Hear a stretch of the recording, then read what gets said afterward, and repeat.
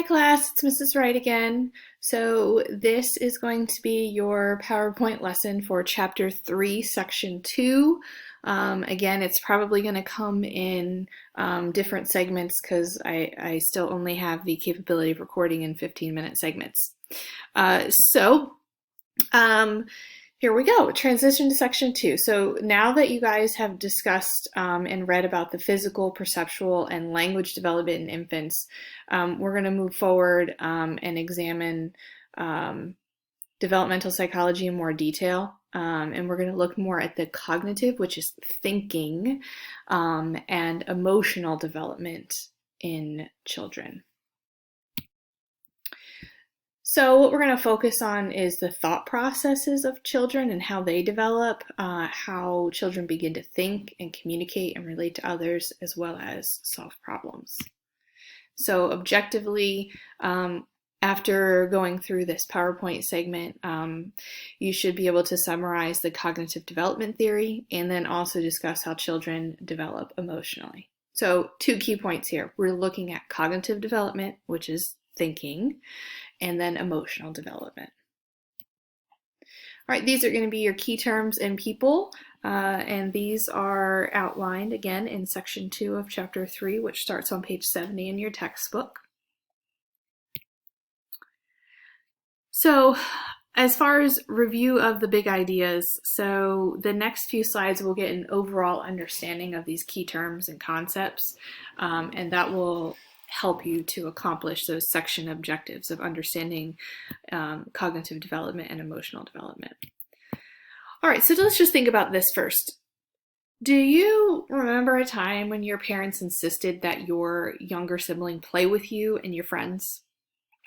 I can remember those times very clearly. I can remember telling that to my children all the time, telling my older son, who's 9, that he has to let his younger brother, who is 5, play with him. And then what usually happens? Well, this is what usually happens at my house. More than likely, the older sibling will come to me and say that the younger one ruined their game and that it wasn't any fun. And why was that? Why did he ruin the game? You know, they're all playing together. But what it is there's a dramatic difference in ages, and this lists the dramatic ages between 4 and 7, which is approximately 3 years, and you know, again, mine, which are 5 and 9. So again, you got a 4-year gap there between children. So why can't they get along and play together? Well, the big question, the big answer here is this. There's a lot of changes that occur as we develop our intellect, and our developmental intellect actually increases. We can understand more complex ideas and games. We're able to hold on to more than just a simple rule, and we can understand how one rule maybe affects another rule of a game, and so we can start to play a little bit more complex things, which would happen with an older child of the age of 7 to 9, whereas a younger child, ages 4 or 5, is still only able and capable of understanding more simple games and not more complex. So to understand the world, children have to develop these schemas, which are specific plans for knowing the world. Just to give you an idea, we try to understand a new or a different object or concept by using one of our pre-existing schemas. So we try and understand this new game that we're learning by relating it to a game that we played before. And that's how we learn. We're like, okay, it's the same as this, but it's just got this little change to it, and now I can understand it. And this is how we develop cognitively. We pull on past experiences, these, as we call, schemas, in order to understand the world around us a little bit better that is continuing to change, okay? We can then apply, these changes can then be applied as we need them.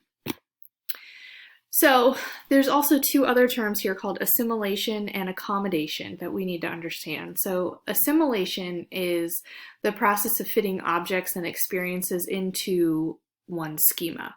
All right, so we assimilate. Just like I said, we draw on a previous experience and we can fit, this game is very similar to that one, and we can fit it into our pre-existing understanding of the world. Accommodation, though, is an adjustment of one schema to include the newly observed events and experiences.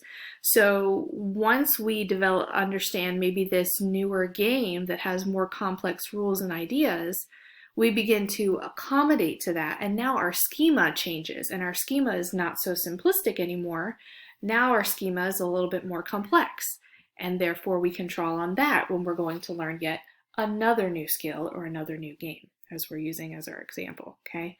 So it's kind of like stacking, all right? And so we can continue to build upon previous experiences. First, we assimilate, we fit into what we already know, and then eventually we accommodate and we adjust our schema, and our schema becomes more complicated.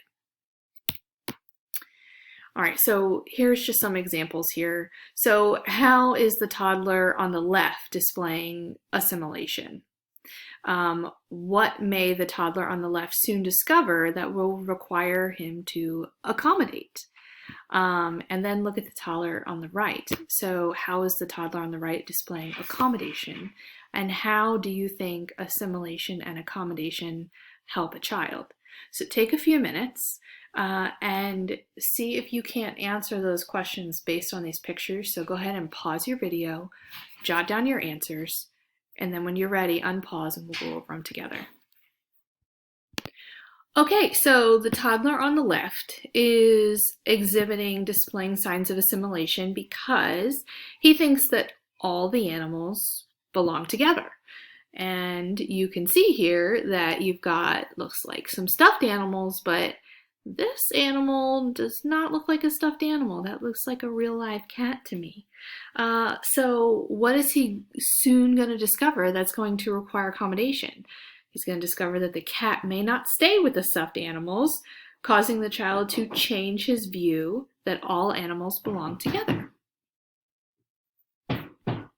All right, so the toddler on the right, how is he displaying accommodation? Well, he's learning that not all objects float, that some of them, in fact, sink.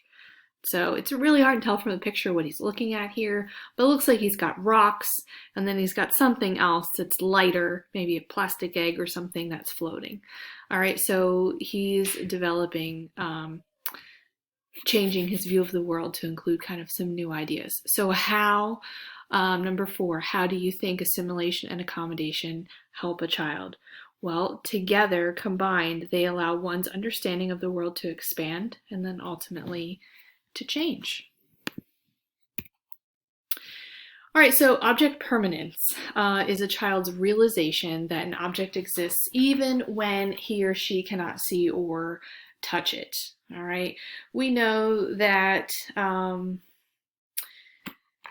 at a certain age, we develop this object permanence that we know that when someone leaves the building, that they're not gone, they've gone somewhere else, but they still exist, even though we can't see them or touch them. This is something that babies have to learn to develop. It's why babies often cry when their parent or loved one leaves the room and they can't see them, because they haven't developed this object permanence yet. They don't realize that they just walked out of the room, but they still exist. All right, so object permanence definitely has to be developed. Representational thought is the intellectual ability of a child to picture something in his or her own mind. All right. There are some other terms here in your book, such as conservation. And this is the principle that a given quantity does not change when its appearance is changed.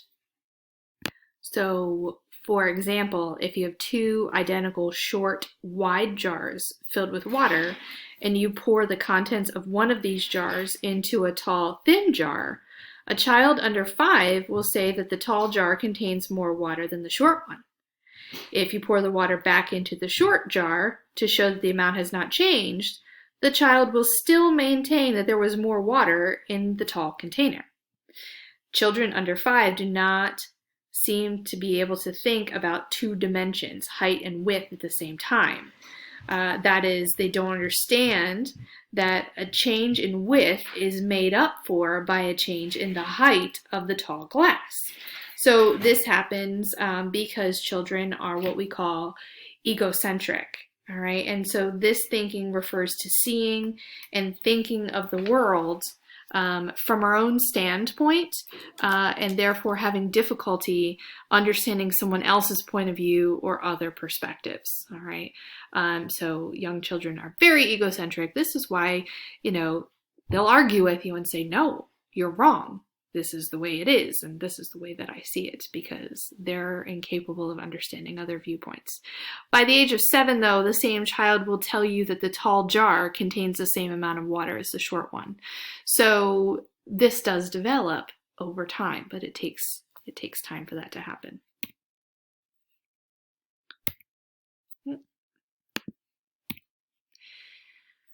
Okay, and the last piece of cognitive development is Piaget's stages of cognitive development. And these describe the changes that occur in a child's understanding in 4 different stages. So you guys don't have this graphic organizer activity to fill in, but if you could flip to page 75 in your textbook, figure 3.9. You guys can go through these stages of development with me. As a matter of fact, this may be on your graphic organizer to fill as a fill in the blank kind of thing.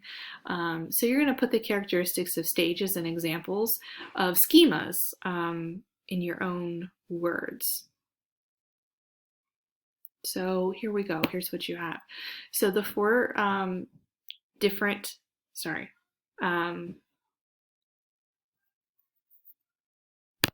all right, so our 4 different stages are sensory motor stage, pre-operational stage, concrete operations, and then formal operations. So what happens in that sensory motor stage is the infant uses schemas that primarily involve his body and sensations.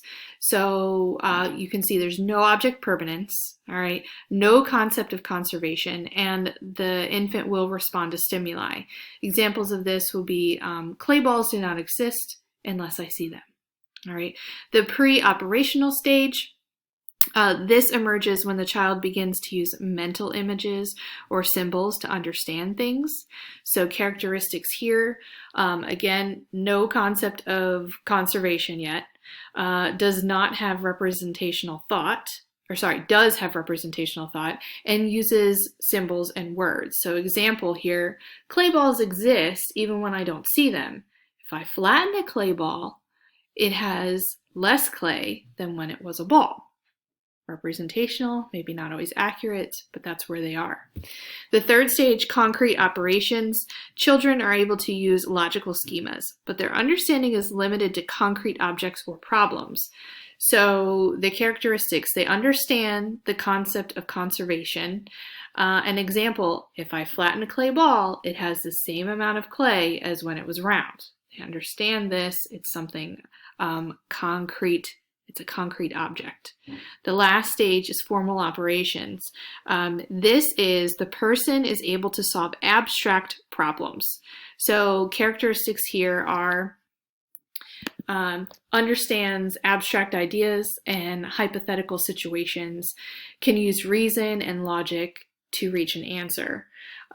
So an example, if I cut a clay ball in half, I will have 2 balls, each with half of the clay of the original ball. So it's much more abstract. This last stage, formal operation, this doesn't start until around the age of 11 or onward. And so think about that, in terms of development and asking someone to understand hypothetical situations. If it's a younger child under the age of 11, they probably can't grasp that concept. All right, I'm going to end here, and this will be part 1, and I'll do the second part of the PowerPoint slide for Chapter 3, Section 2 next. All right, so come on back and join me for part 2.